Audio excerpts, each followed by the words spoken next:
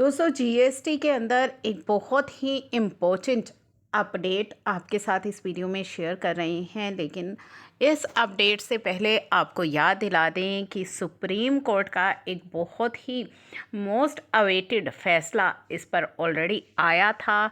तो उसी को लेकर के ये नया जो अपडेट है, साथ ही ये बड़ी राहत दी गई है टैक्स पेयर्स को। तो यहाँ पे गुजरात हाई कोर्ट की तरफ से भी बहुत बड़ा रिलीफ है इस जजमेंट के अंदर। क्या रिलीफ है? जो कंपनी है, private limited company messrs Louis Dreyfus company जो है, petitioner engaged in the business of processing of edible oil and coffee का उसका बिजनेस है, और उसने स्पेशल सिविल एप्लीकेशन फाइल की है to direct the revenue department to refund the IGST pay on the amount of ocean freight charges with the interest. कि जो उसका IGST की पेमेंट है वो उसका उसे रिफंड दिया जाए विद इंटरेस्ट। जो उसने ओशियन फ्रेट चार्जेस पर IGST पे किया था उसका रिफंड होना चाहिए और विद इंटरेस्ट होना चाहिए।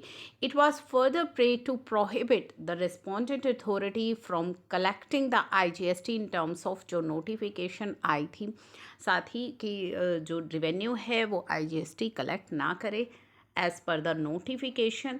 तो उसका कहना था कि पटिशनर ने सुप्रीम कोर्ट की जो ऑलरेडी जजमेंट आ चुकी है मोहित मिनरल्स प्राइवेट लिमिटेड के केस में, उस पर रिलाई किया, wherein it was held that जो कि नोटिफिकेशन है जिसके तहत वो IGST कलेक्ट किया गया है वो अनकॉन्स्टिट्यूशनल है, अल्ट्रा वायर्स है लो के।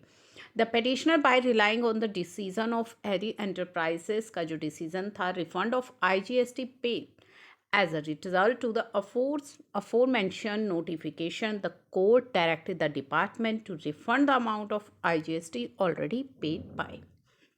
तो यहाँ पे पहले भी कोर्ट ने एक फेवरेबल डिसीज़न इससे जुड़ा दिया हुआ है। तो पटिशनर का यही कहना था, ऑनरेबल गुजरात हाई कोर्ट ने इन सभी चीज़ों को कंसिडर किया एंड ओपाइंड दैट जो प्रेजेंट एप्लीकेशन है require consideration and same is allowed in terms of prayer.